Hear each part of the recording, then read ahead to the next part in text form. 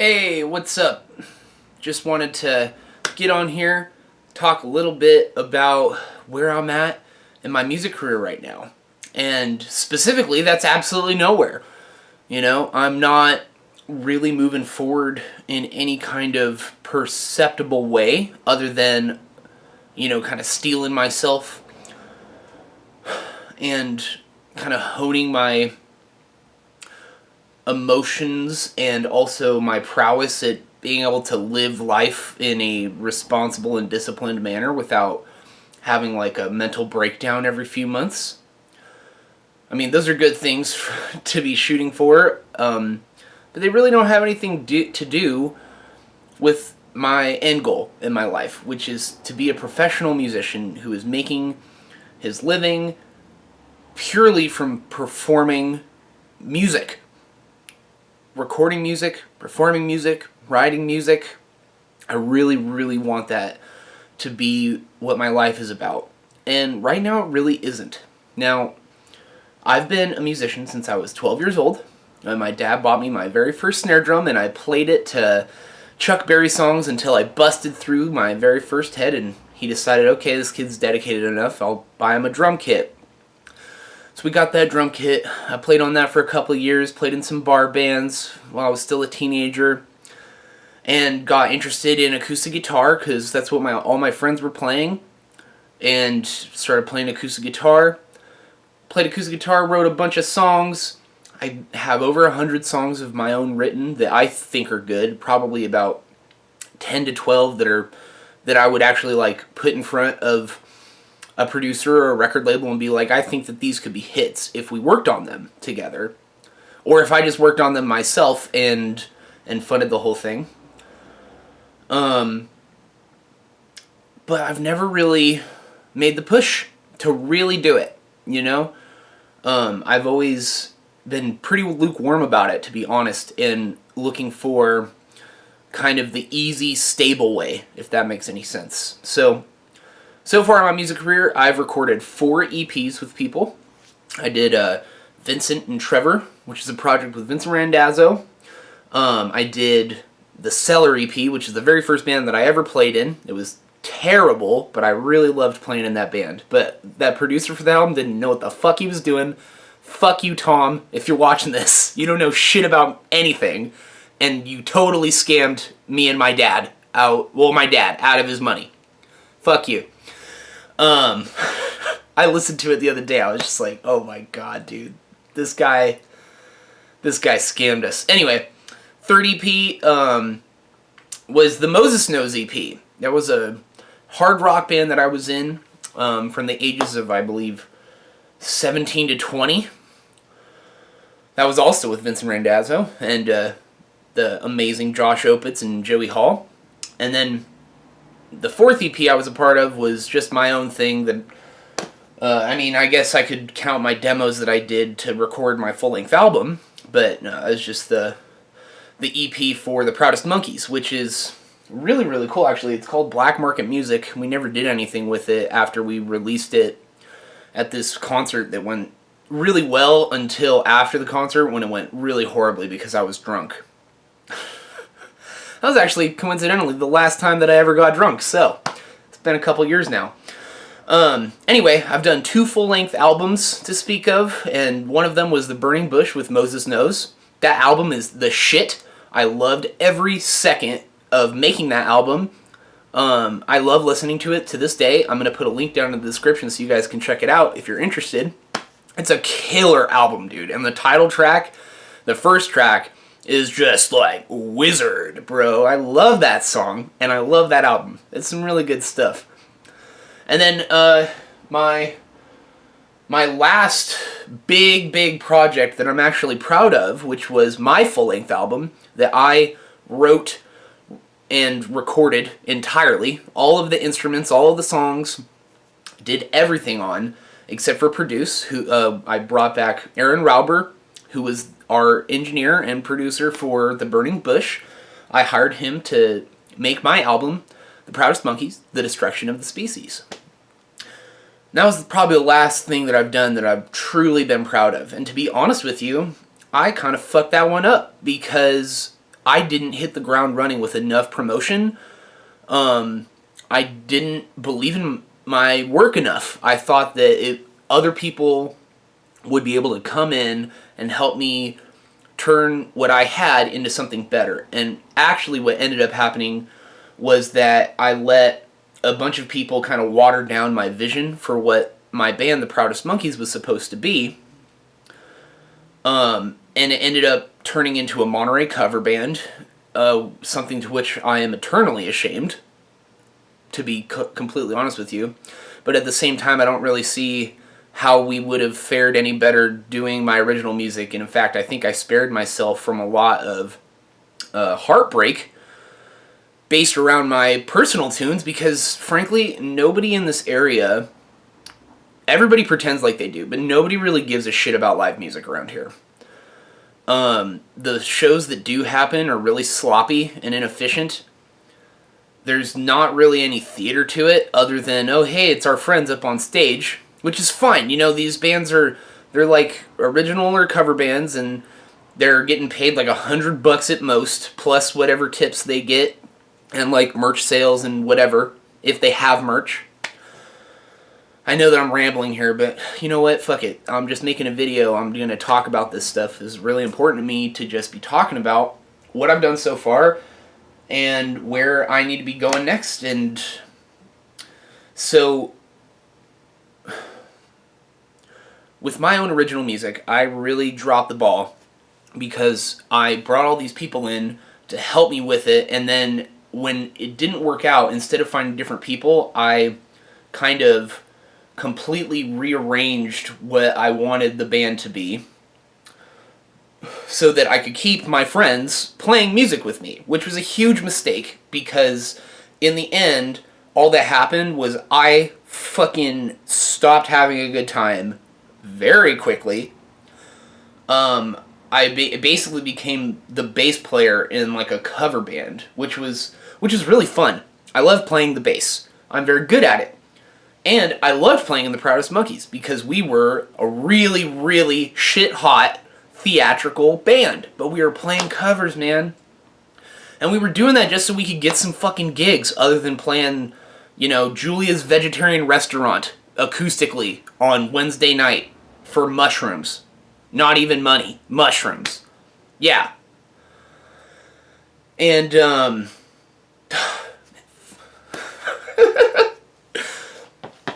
I mean, not that they would even hire the likes of us anyway, to be honest with you. But it's just, man, that's really frustrating. But, you know, I just haven't backed my music enough. I haven't been about myself enough. I always get myself in a position where I feel like I can actually do something, and I give away my influence over my project. I like give it right away because, to be honest with you, I don't want to be in charge of anybody. I hate being in charge of people. I'm really bad at it. I kind of take on what I learned from my dad, who was in the military for like 20 plus years and was a drill sergeant and a weapons instructor and, you know, kind of a really intense person to be around. And nobody wants to be in a band with me doing that, if that makes sense. I mean, I know it does. Hold on. My girlfriend's calling me. Hey, babe, I'm making a video. I'll call you right back, okay? Okay, love you too. So, I mean, I've done a lot of stuff in my music career up to this point. Some of it I believe is noteworthy. Most of the noteworthy things, honestly, have been on the other side of the curtain when I'm doing roadie work. Like, I helped a guy get his prosthetic leg signed by Art Garfunkel. Or I drove George Thorogood around in my Chevy Silverado 1500. And that was weird and cool and super fun. Or, like, I got to hang out with Jeff Bridges, you know. That was dope. But it had nothing to do with what I actually want to be doing in life. Like, I really don't give a shit about driving famous people around or setting up their equipment. And honestly, a lot of the time, I don't even really care about their shows. Because they're boring. I want to put on these ridiculously big, just like immense production shows. And not like heavy metal big production where there's like a big pentagram and Tommy Lee goes up into the air on a roller coaster on the drums. That doesn't really appeal to me. I'm talking about like theater where the songs are connected by a storyline that is acted out by the members on stage. That is what I really want to do with my music at some point, but I don't really see the way to get there from where I am right now. You know, I'm not Tekashi 69. I'm not going to go out and get a bunch of face tattoos and like put out a SoundCloud album that like blows up, or however the fuck that he did what he did. And, you know, and kind of thankfully too, because, you know, I feel like I could probably get caught up on racketeering just as easily just because I'm not very smart. But, man, I really want to get somewhere with my music someday, and I don't know how to do that. There are lots of things that I want to do. Like, I want to make a rock album. I have a bunch of rock songs that I think are really fucking good. You know, I have two off the top of my head I'll tell you about. No Escape from Business Face. That's a really fucking good song. At least the lyrics are some of the best lyrics I've ever written. And you know, it's very possible that no one's ever going to hear it, ever. Because I might just not record it. And the other one that comes to mind is In the Destruction of Myself, or just Destruction of Myself. I have two songs called Destruction of Myself, because, you know, got super high self-esteem, guys. But yeah, man, that song kicks, and it's got some dope lines. I love that song. In the destruction of myself, you know I don't need no one's help. That would be a killer song. But I just haven't recorded it. I haven't done anything with it. You know, I want to be an acoustic recording artist. I've already made an album of my acoustic songs, you know, and it's really good. It's a great album. I listen to that album. I genuinely enjoy it. But to be honest with you, when I listen to it, I don't hear it going anywhere. Like, I don't hear producers or record labels calling me up on the phone being like, "Oh my God, Trevor, you did something next level with this shit, man. We gotta give you $20 million to get into the studio to record the follow-up, dude." It's never gonna happen. At least, you know, not with that attitude anyway. But, I mean, legitimately, like, I don't feel deserving of that. And maybe no one ever does, but I just really don't know where to go next.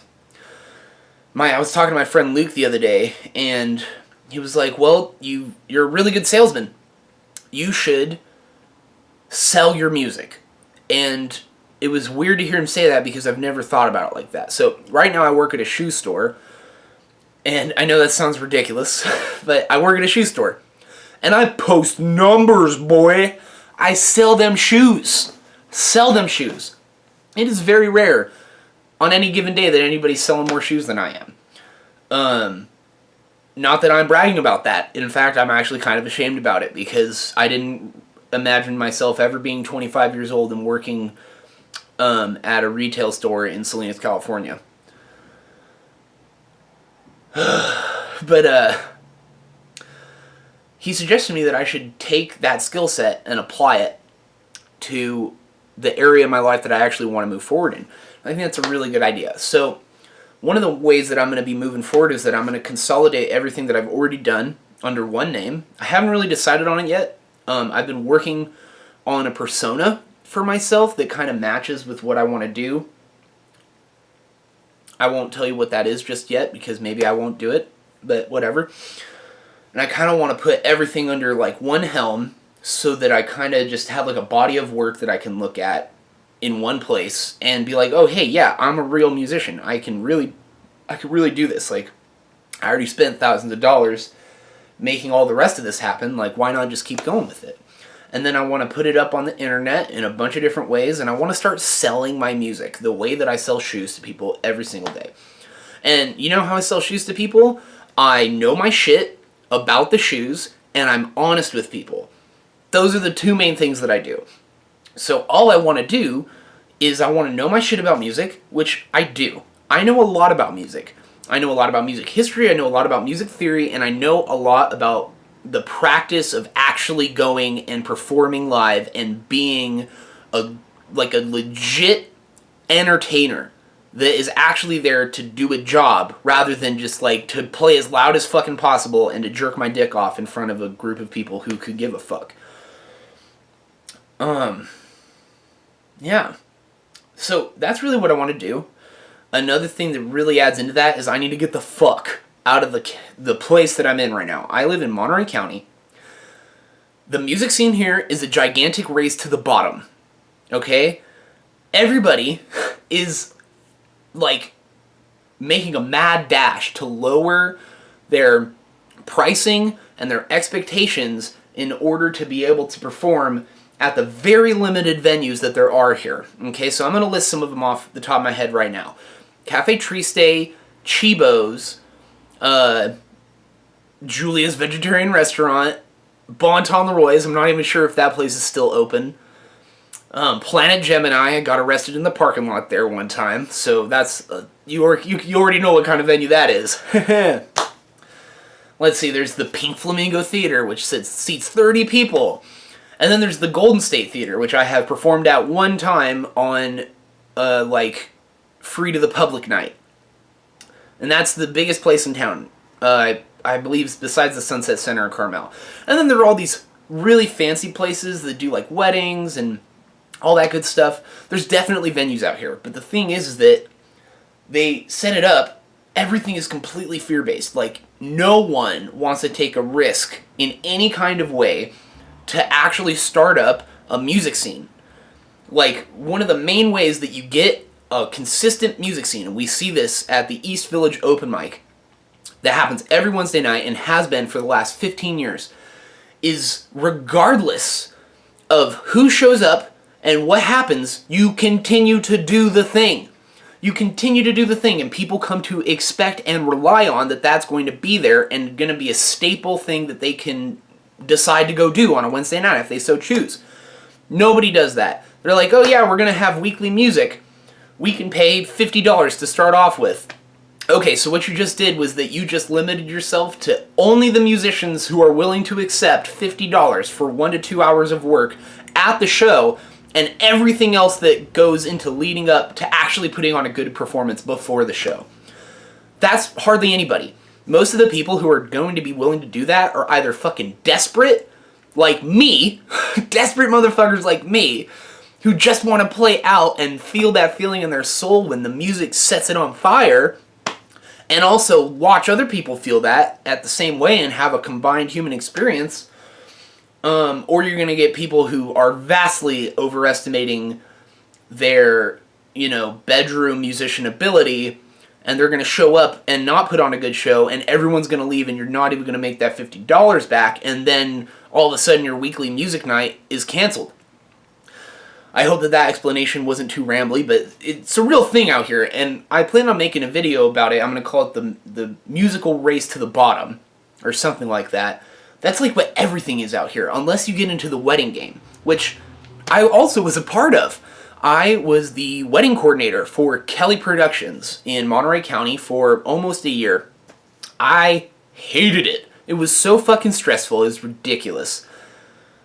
These bands are making like $2,500 to like $5,000 depending on how much time and money there is. Some of the higher priced bands are like $12,000 to $20,000 because they have like 20 members and they gotta travel here from the East Coast or whatever.